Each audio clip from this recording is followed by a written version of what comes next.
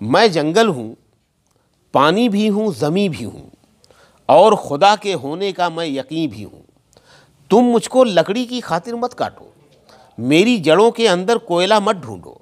सोना, चांदी, पीतल, तांबा, लोहा, लक्कड़, पत्थर, वत्थर, जो कुछ भी मेरे अंदर है सब मिट्टी है। मिट्टी के चक्कर में मिट्टी मत खोदो। मेरी बर्बादी में मौत है दुनिया की।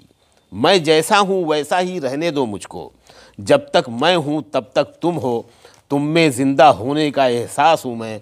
आती जाती सांसों का विश्वास हूँ मैं। घर में जो फर्नीचर है उसको धूप, हवा, पानी से दूर रखो। कुर्सी, मेज़ में, अलमारी में जाने कब पत्ते आ जाएं।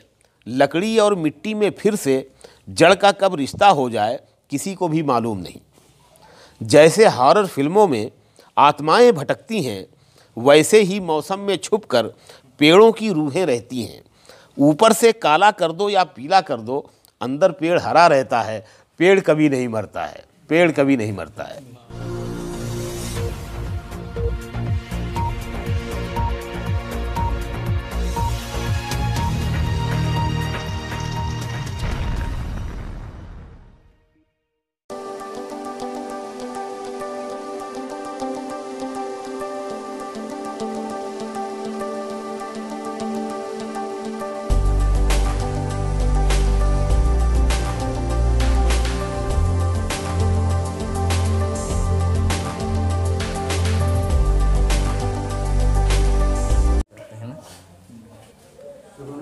शकील आज़मी साहब, शाम गज़ल के तल्लुक़ से आप मऊ की सरज़मीन पे तशरीफ़ लाए हैं और मऊ आपका आना जाना होता है।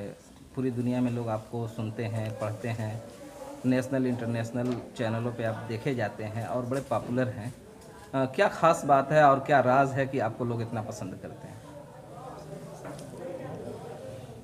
शायरी के अलावा कुछ नहीं है, और शायद मेरा मिलने जुलने का तरीक़ा उन्हें पसंद आता हो। दुनिया में सबसे बड़ी चीज़ है मोहब्बत। अगर आप मोहब्बत देंगे तो आपको मोहब्बत मिलेगी।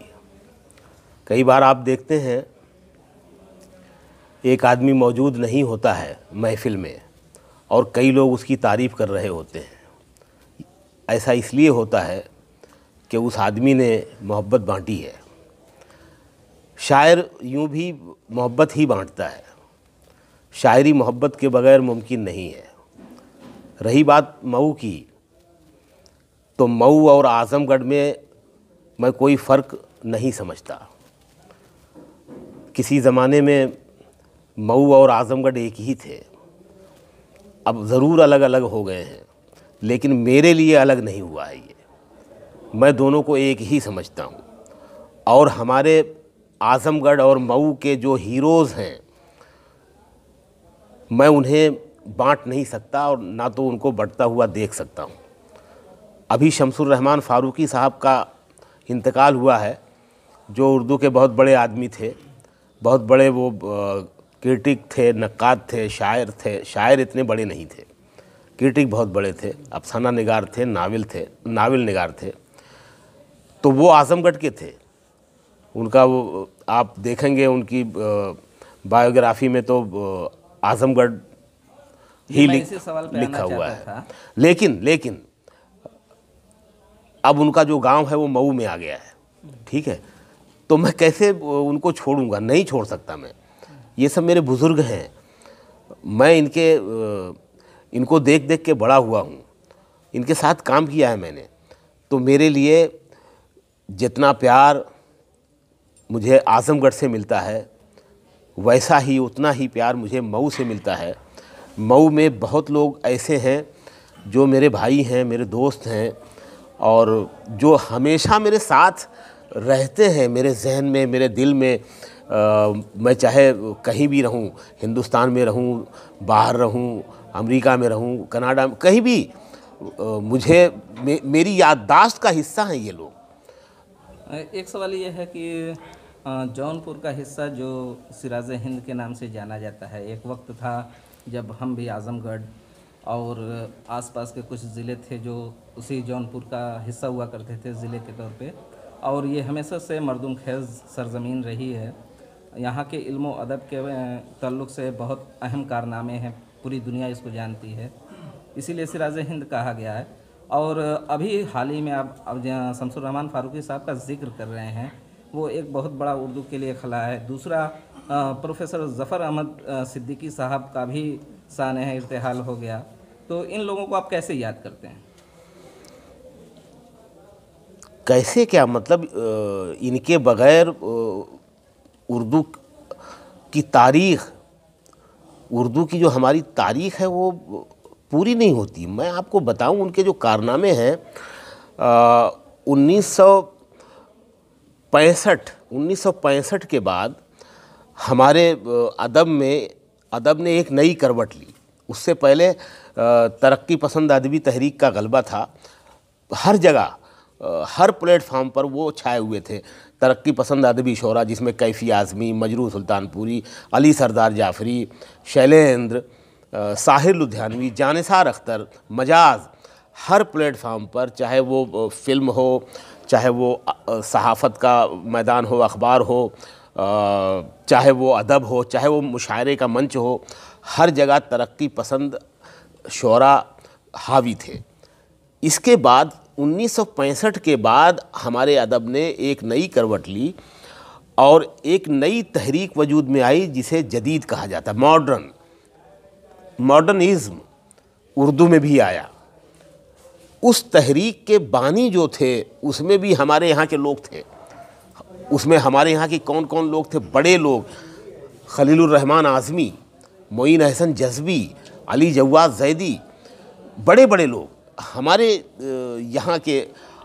उन्हीं में थे एक शमसुर रहमान फ़ारूकी। ये जो हैं खलीलुर रहमान आज़मी वगैरह से जूनियर थे। खलीलुर रहमान आज़मी का बहुत कारनामा है, बड़ा कारनामा है, और एक नहीं कई हवाले हैं उनके बड़प्पन के। पहला हवाला तो ये है कि उन्होंने शबखून जैसा रिसाला निकाला जो जदीद अदब को, जदीद तहरीक जो थी उसको फ़रोग़ देता था। वो उसके लिए जदीद तहरीक के लिखने वालों के लिए एक बड़ा प्लेटफार्म मुहैया किया शबखून ने, जिसके एडिटर थे शमसुर रहमान फ़ारूकी। तो ये एक बहुत बड़ा कारनामा था। इसके अलावा उन्होंने अफ़साने लिखे, शायरी की। बहुत बड़ा एक नावल उनका आया है जो सालों से वो नावल बहस में है, पढ़ा जा रहा है, उस पर बात हो रही है, और ज़ख़ीम नावल है। उसका नाम है कई चाँद थे सरे आसमां। इसके अलावा जो उनका सबसे बड़ा काम है, मैं मानता हूँ, वो है तनक़ीद। और तनक़ीद में भी ख़ुसूसन शायरी की तनक़ीद। मीर पर जो उनका काम है, शेर शोर अंगेज़ मीर पर उनकी किताब है, या फिर वो 72 नश्तर, मीर के 72 अशार का उन्होंने इंतखाब किया और उसका नाम दिया 72 नश्तर।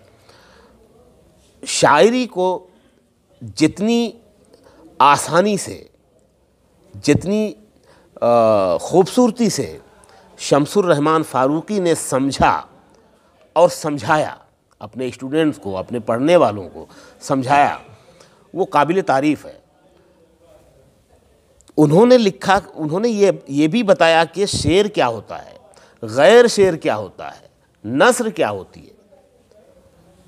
शायरी में सब कुछ शायरी नहीं है, उसमें गैर शायरी भी है। उसमें एक हिस्सा ऐसा है जो शायरी नहीं है, शायरी होते हुए भी। एक हिस्सा है जो नस्र है, मतलब जो शायरी हो ही नहीं सकती है। तो शमसुर रहमान फ़ारूकी हमारे अदब के बहुत बड़े नक्काद थे। और मैंने जब लिखना शुरू किया 1984 में, और मैं जब रसायल की दुनिया में मैं आया, अदब से पूरी तरह मैं जब जुड़ा हूँ, तो हमारे ज़माने में 3 पाए के बहुत बड़े नक्काद थे। नक्काद बहुत सारे थे, आलोचक, क्रिटिक, लेकिन 3 जो थे वो हम पल्ला थे। उन 3 में अहमदाबाद में थे प्रोफेसर वारिस अलवी, दिल्ली में थे प्रोफेसर गोपीचंद नारंग, और इलाहाबाद में शमसुर रहमान फ़ारूकी साहब, जिसमें 2 हमें छोड़ के जा चुके हैं। प्रोफेसर वारिस अलवी का पहले इंतकाल हो चुका, अब फारूकी साहब, और अब बचे हैं हमारे गोपीचंद नारंग साहब। तो मैं उनके लिए दुआ करता हूं कि अल्लाह उन्हें सेहत दे, उन्हें हयात दे, और वो और कुछ अच्छे काम। अभी उनसे मेरी फ़ोन पे बात हुई नारंग साहब से, तो उन्होंने कहा कि भाई मेरी एक किताब आई है अंग्रेज़ी में, ऑक्सफोर्ड यूनिवर्सिटी ने वो किताब छापी है और उसका नाम है उर्दू गज़ल, लेकिन वो अंग्रेज़ी में है, तो वो एक मंगा लो। उसमें मैंने चंद शायरों पर लिखा है, उनमें से एक तुम भी हो। यानी उस किताब में मेरी शायरी पर उन्होंने बात की है। तो ये बड़े लोग हैं और हमारे अदब के, और हम खुशनसीब हैं कि हमने इनके साथ काम किया है।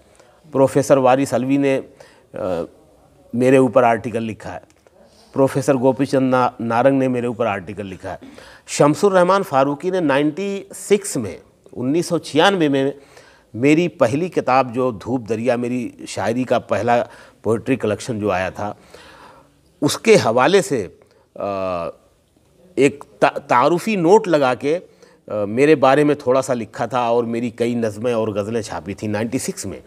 तब से लेके फिर वो कई बार मैं उसमें छपा। फिर बाद में नज़रियाती तौर पर हमारा बिगाड़ हो गया, वो मुझसे नाराज़ हो गए, और लेकिन कभी कभार हमारी बात भी होती थी।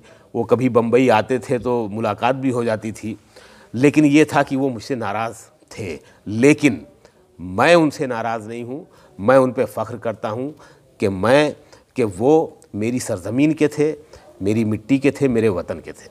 प्रोफेसर ज़फ़र सिद्दीकी साहब के बारे में हमने सवाल किया था, क्योंकि शोबे उर्दू से अलीगढ़ मुस्लिम यूनिवर्सिटी में वो खिदमत अंजाम देते थे, तो उनके बारे में कुछ थोड़ा सा तासुर आ जाता है। मैं उनके बारे में ठीक से नहीं बता सकता, मैंने उनको इतना कुछ पढ़ा नहीं है, मेरे इल्म में इतना नहीं है, इसलिए मैं ये हिस्सा आप छोड़ दें। तो एक सवाल ये है कि आप फ़ैज़ा इब्न फैज़ी की सरज़मीन पे आज बैठे हुए हैं। फ़ैज़ा इब्न फैज़ी आलमी शोहरत याफ्ता हैं, और जो लोग इल्म की दुनिया से जुड़े हैं वो उनको अच्छी तरीके से जानते हैं, लेकिन मऊ और एतराफ़ मऊ, क्या वजह है कि उनको वो मकबूलियत नहीं मिल पाती जिसके वो मालिक हैं? देखिए, वाकई फ़ज़ा इब्न फैज़ी हमारी ज़मीन के बड़े आदमी हैं, और आप देखेंगे एक दिन उनको भी, जो हमारे बड़े हीरोज़ हैं, उनके साथ फ़ज़ा इब्न फैज़ी का नाम भी उस फ़हरिस्त में शामिल होगा, बल्कि होगा क्या है। और रही बात शोहरत की, तो सब कुछ काम पर ही मुनहसर नहीं है। काम शर्त है, बुनियादी चीज़ काम है। आप जितना अच्छा या जितना बुरा काम करते हैं वो तो बुनियाद है, वो ज़रूरी है। उसके बाद फिर आपको कितना प्लेटफॉर्म मिला, और फिर आपने उन प्लेटफॉर्म का कितना सही इस्तेमाल किया, कितना जायज़ इस्तेमाल किया, और फिर आपने अपने आप को कितना फैलाया, कितना अपने आप को विस्तार दिया आपने, ये भी बहुत ज़रूरी है। मैं समझता हूँ कि फ़ज़ा इब्न फैज़ी साहब ने अपने आप को रसायल तक महदूद रखा। वो उर्दू के सभी अच्छे बड़े रिसालों में छपते थे, लेकिन उनका ताल्लुक़ मंच से नहीं था, उनका ताल्लुक़ फ़िल्म से नहीं था, उनका ताल्लुक़ समाजी खिदमत से नहीं था। समाजी काम भी एक प्लेटफार्म है। मिसाल के तौर पर शबाना आज़मी, वो सिर्फ़ एक एक्ट्रेस ही नहीं है, उनके समाजी काम है। बम्बई से दिल्ली की साइकिल यात्रा भी है उनकी। भिवंडी में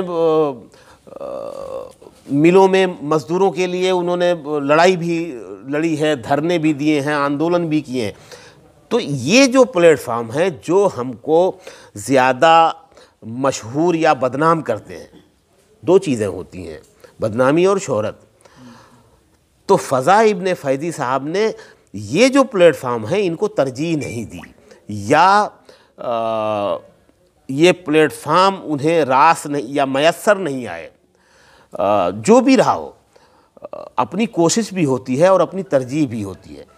तो रिसाला जो है ना, ज़बान जो है सिकुड़ती जा रही है, उर्दू ज़बान और उसके पढ़ने वाले रसायल भी कम होते जा रहे हैं, जो हैं उनका सर्कुलेशन कम होता जा रहा है।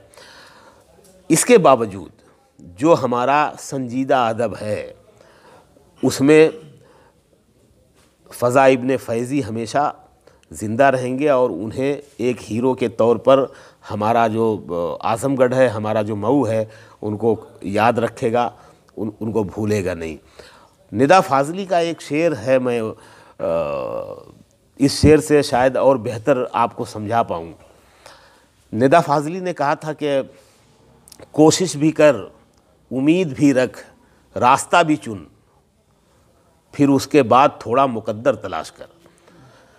तो हम काम भी करते हैं, कोशिश भी करते हैं, इसके बावजूद एक हमारे साथ दूसरा आदमी होता है जो हमारे जितना ही काम करता है, हमारे जितनी ही कोशिश करता है, लेकिन वो ज़्यादा मशहूर हो जाता है, हम कम मशहूर हो पाते हैं।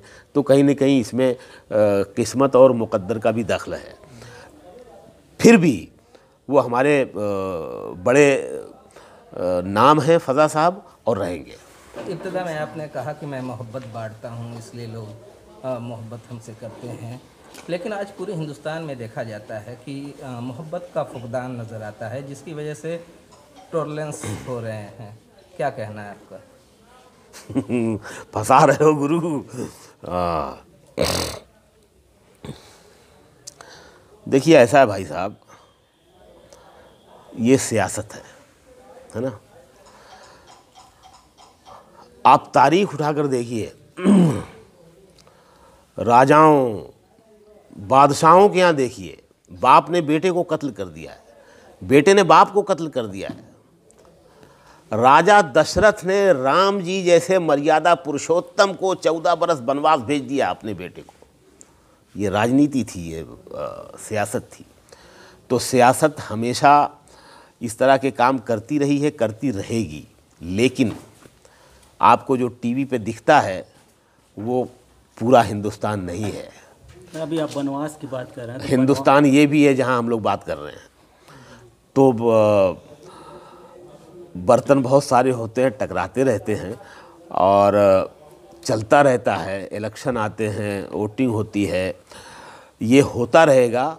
लेकिन इसी में फूल भी खिलते रहेंगे, होंठ मुस्कुराते भी रहेंगे, मोहब्बत के नगमे भी सुनाई देंगे, स्कूल में बच्चे पढ़ते रहेंगे, सब कुछ चलता रहेगा। आपने बहुत सारी तख्लीक की है, उसमें से एक नाम नया सुनने में आ रहा है, बनवास जी। क्या इसकी खास खुसूसियत क्या है, और कहाँ से आपको ये फ़िक्र हुई कि बनवास हमको लिखना चाहिए? हाँ, ये अच्छा किया ये सवाल, क्योंकि मैं अभी बनवास पे काफ़ी बातचीत कर रहा हूँ लोगों से। बनवास की क्या खुसूसियत तो छोड़ दीजिए, वो पूरी की पूरी खुसूसियत ही है। बनवास दुनिया की किसी भी ज़बान में शायरी की ऐसी किताब है जो इससे पहले नहीं लिखी गई।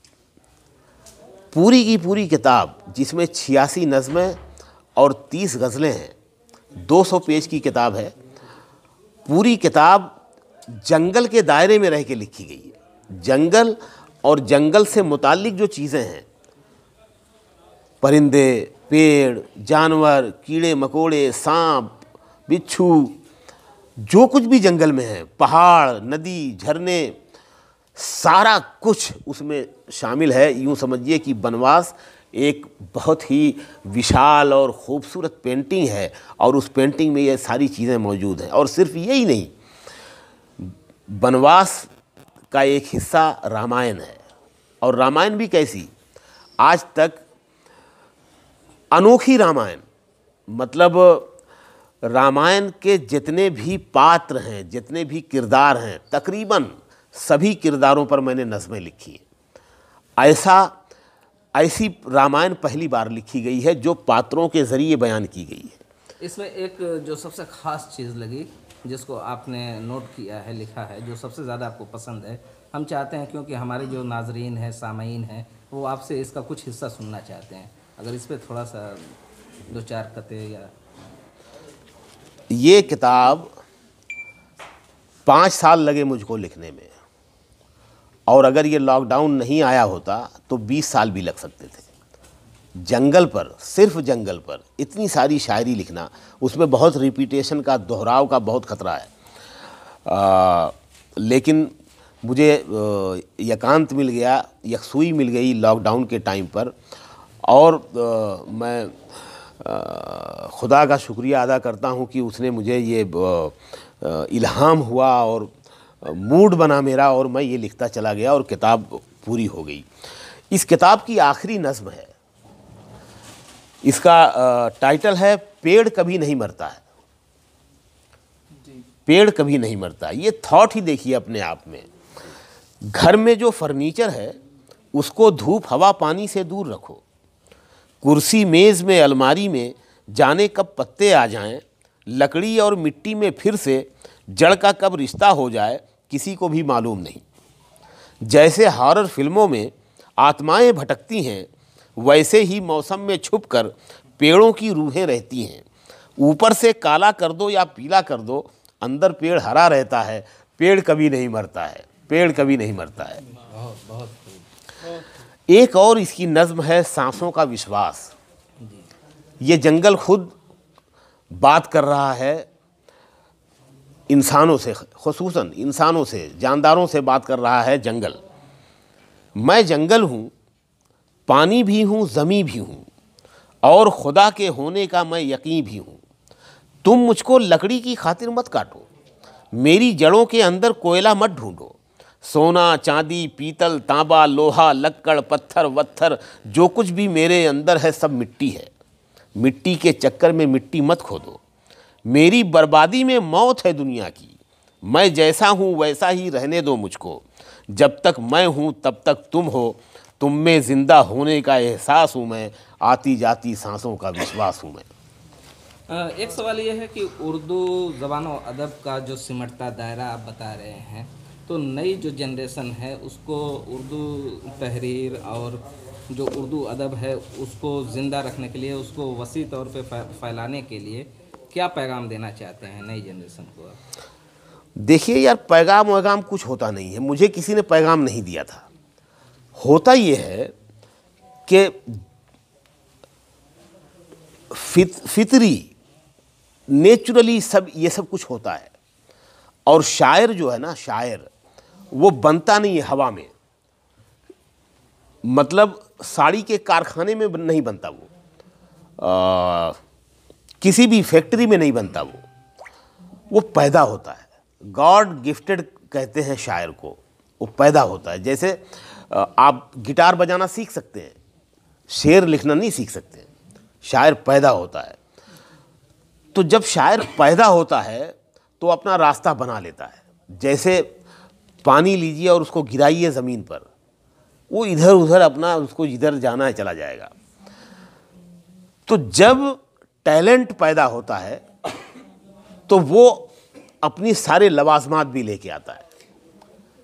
मेरे अंदर जब शायर पैदा हुआ, ना मेरा बाप शायर, ना चचा शायर, कोई भी शायर नहीं कि मुझे विरासत में, कई लोग कहते हैं ना शायरी विरासत, अरे शायरी विरासत में नहीं मिलती है, शायर पैदा होता है। जब शायर पैदा होता है तो उसको क्या क्या चाहिए, उसकी क्या क्या ज़रूरियात हैं, वो सब तलाश कर लेता है, ढूंढ लेता है।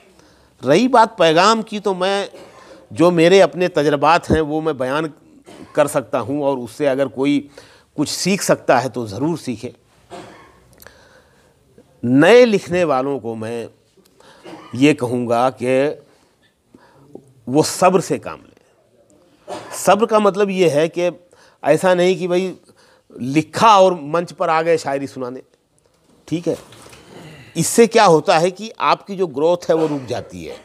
अंदर से जो फूट के निकल रहा होता है वो रुक जाता है। तालियां आप बर्दाश्त नहीं कर पाते, आप पागल हो जाते हैं। तो क्या होता है कि आपकी जो सलाहियतें हैं वो कम होने लगती है, आपके यहाँ लिमिटेशन आने लगती है। आप घर से निकलते ही बाजारी हो जाते हैं, लालच आ जाती है, लोभ आ जाता है, और जो फ़न है, जो शायरी है, जो आर्ट है, वो लालच से बहुत परे की चीज़ है, बहुत दूर की चीज़ है। उसको कोई बनावट नहीं चाहिए, वो ज़मीन है। उसको जहाँ आपने बाजार दिखाया, जहाँ आपने उस पर उसको बनावटी बनाया, वो ख़त्म हो जाता है। तो नए लोगों से मैं ये कहूँगा कि पहले आप अपने फ़न को उस मेयारी बनाएं, रियाज करें, खूब पढ़ें। दूसरों का मतलब जो शायर आपको पसंद है उनको आप पढ़ें, ज़्यादा से ज़्यादा पढ़ें, खूब लिखें। जब आप माहिर हो जाएं अपने काम में, उसके बाद आप बाज़ार में आएं, मंच पर जाएं, फिल्म में जाएं। जब आप शुरू में ही आ जाएंगे तो आप कभी तरक्की नहीं कर पाएंगे। मतलब आप वहाँ तक नहीं जा पाएंगे जहाँ पहुँचने के बाद दुनिया आपकी इज्जत करता है। आखिरी सवाल है कि बॉलीवुड को आमतौर से मुस्लिम समाज उसे मायूब समझता रहा है, लेकिन बॉलीवुड में जो लोग हैं जिन्होंने अपनी तख्लीक़ें की हैं, वो ख़ास तौर से मुसलमानों के ताल्लुक़ से मैं कहता हूँ कि वहदानियत पे बहुत ज़बरदस्त लिखते हैं, और फिर बाद में लोग उनकी बड़ी तारीफ़ करते हैं। साहिर लुधियानवी हों, शकील आज़मी एक नाम है ही है, और इस तरीके से बहुत सारे जो आपके सामने सारी नज़रों के सामने हैं। तो क्या आप समझते हैं कि बॉलीवुड में जाने के बाद और ज़्यादा पढ़ने का मौका मिलता है? पढ़ने का मौका कब हो जाता है? बॉलीवुड में जब आप जाते हैं, मैंने कहा ना कि जैसे आप बाज़ार में पहुंचते हैं, बाज़ार में पहुंचने के बाद फिर आप देखते हैं कि बिक क्या रहा है। उससे पहले आप ये नहीं सोचते। जब तक आपने बाज़ार नहीं देखा होता है, तब तक आप ये नहीं देखते कि बिक क्या रहा है। आप वो लिखते हैं जो आपका दिल चाहता है, फिर आप वो लिखने लगते हैं जो लगता है कि यार मैं ये लिखूंगा तो इस पर ताली बजेगी, ये लिखूंगा तो ये बिकेगा। फिर आपके अंदर लिमिटेशन आने लगती है। तो मैं इसीलिए कह रहा हूँ कि जब आप बाज़ार में आएँ तो पक्के होके आएँ। मिसाल के तौर पर आपने जो नाम लिए, और मैं उसमें और जोड़ दूँ, पुराने जो हमारे लोग थे लिखने वाले, कैफ़ी आज़मी, हमारे कैफ़ी आज़मी जब आए थे तो उनकी किताब आवारा सजदे छप चुकी थी, पक्के होके आए थे। मजरू सुल्तानपुरी मंच के बड़े शायर हो चुके थे जब वो आए थे। बेदी, उनकी एक चादर मैली सी छप चुकी थी जब वो आए थे फिल्मों में। मंटो, उनके कितने अफसाने छप चुके थे। साहिर लुधियानवी की परछाइयाँ छप चुकी थी जब वो आए थे फिल्मों में। तो कहने का मतलब ये है कि जब ये लोग तैयारी करके आए थे, तैयार हो के आए थे, वो सीखने की जगह नहीं है, वो काम करने की जगह है। बाज़ार जो है सीखने को तो पूरी उम्र है, आप सीखते रहते हैं, लेकिन जो जहाँ पर आप काम करने आए हैं, वो उस काम के आप पहले माहिर हो जाएं, फिर वहाँ आएंगे, तब आपका नाम भी होगा, आपको दाम भी मिलेगा, आपको इज्जत भी मिलेगी। बहुत बहुत सर, 40 से ज़्यादा फिल्मों में गीत और नज़में जैसे लिखे हैं, तो आप फिल्मी लिटरेचर और उर्दू को मैनेज कैसे करते हैं वहाँ पर आप? यार ऐसा है कि मैं पता नहीं, मैं आप किस उर्दू की बात कर रहे हैं। मैं उस उर्दू में लिखता हूँ जिसको मैं हिंदुस्तानी समझता हूँ। मैं उस उर्दू में लिखता हूँ कि अगर उसको आप हिंदी लिपि में लिख दें तो वो हिंदी हो जाती है, उर्दू लिपि में लिख दें तो वो उर्दू हो जाती है। ठीक है, मैं उस ज़बान में शायरी करता हूँ।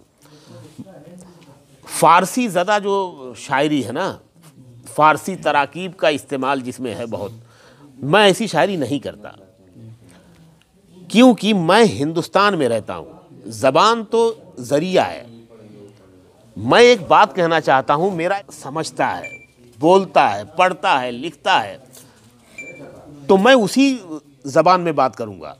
मुझे फ़ारसी ज़्यादा शायरी करनी होगी तो मैं ईरान में जाके लिखूँगा ना, हिंदुस्तान में थोड़ी ना लिखूँगा। मैं जो ज़बान मेरे समाज में बोली जाती है, लिखी जाती है, पढ़ी जाती है, मैं उस समाज में लिखूँगा। तो मेरी जो ज़बान है वो उर्दू भी है, वो हिंदी भी है। जब मैं उर्दू में लिखता हूँ उसको उर्दू हो जाती है, हिंदी में लिखता हूँ हिंदी हो जाती है। फिल्म की जो भाषा है, आप देखते हैं कि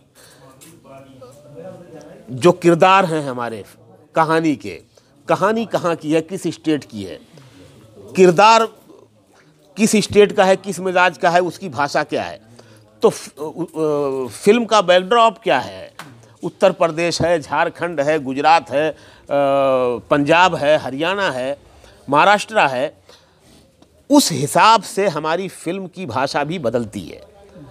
मिसाल के तौर पर अगर हमारे किरदार, हमारे हीरो हीरोइन महाराष्ट्र के हैं तो वो हिंदी ही होगी भाषा हमारी फिल्म की, लेकिन हिंदी उर्दू भाषा होगी, लेकिन उसमें कहीं कहीं मराठी का टच आएगा।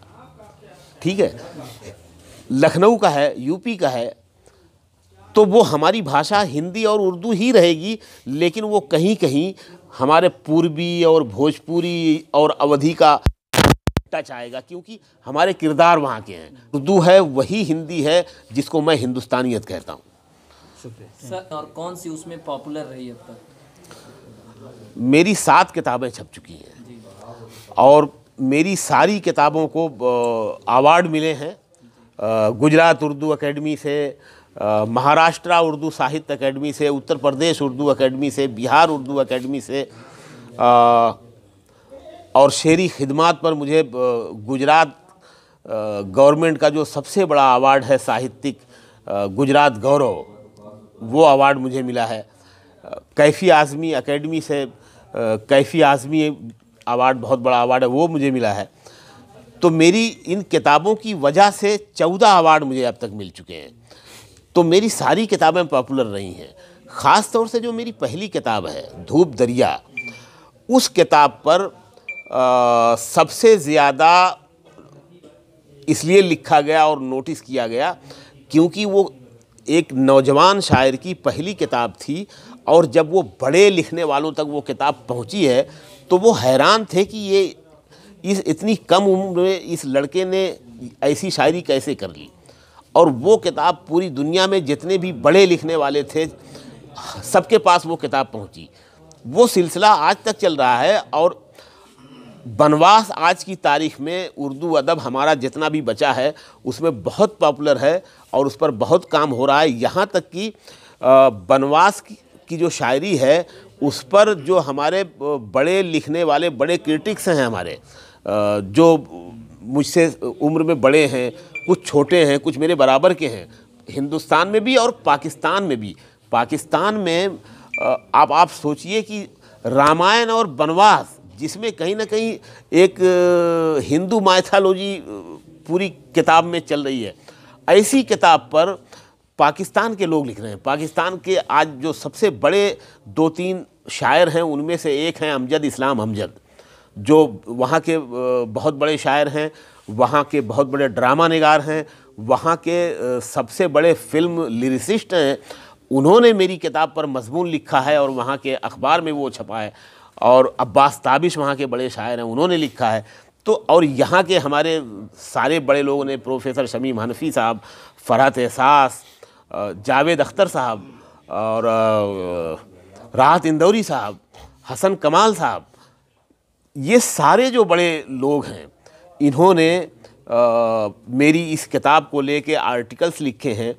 और वो आर्टिकल्स की भी एक अलग से किताब आ रही है। उस किताब का नाम है शकील आज़मी का बनवास मासरीन की नज़र में। तो ऐसा भी शायद पहली बार हो रहा है या रेयर हो रहा है कि किसी एक किताब पर इतने सारे लोगों ने आर्टिकल लिखा है। किसी एक मेरी पूरी शायरी की बात नहीं कर रहा हूँ, सिर्फ बनवास पर लोगों ने लिखा है। तो बनवास जो है ये मेरी किताब आज चर्चे में है, ये अभी हिंदी में भी आएगी, हिंदी में अभी आना बाकी है। पाकिस्तान में आपके ऊपर पीएचडी भी की जा रही है क्या सर, कुछ ऐसा? हाँ, एक पेशावर में एक करतबा यूनिवर्सिटी है, वहाँ पर कोई साहब हैं, मुझे नाम याद नहीं आ रहा है, उन्होंने मुझसे रब्ता किया था, वो पीएचडी कर रहे हैं। उन्होंने जो बेसिक चीज़ें होती हैं शुरुआती, वो सब करके उन्होंने जमा की हैं वहाँ यूनिवर्सिटी को। और जैसे ही वहाँ से इशारा मिलेगा तो वो उनका काम शुरू हो जाएगा। वैसे मुश्तरका पीएचडी मेरे ऊपर मेरठ से, ये जो यूनिवर्सिटी है मेरठ में, चौधरी चरण सिंह, उसमें एक डॉक्टर फुरकान हैं, उन्होंने पीएचडी की है। उसमें 3 अबवाब हैं, तरक्की पसंद, जदीद और माबाद जदीद। मतलब तरक्की पसंद, मॉडर्निज्म एंड पोस्ट मॉडर्निज्म। तो हर बाब में 4-5 शायर हैं, मैं अकेला नहीं हूँ, 4-5 शायर हैं हर बाब में। उन्होंने इंतखाब किए हैं, वो अपनी पसंद के शायर लिए हैं। और आपको ये जानकर खुशी होगी कि तीनों बाब में आजमगढ़ का एक आदमी है। तरक्की पसंदों में कैफी आज़मी की नुमाइंदगी है, जदीद में खलीलुर रहमान आज़मी की है, और माबाद जदीद में शकील आज़मी की है। Thank you sir.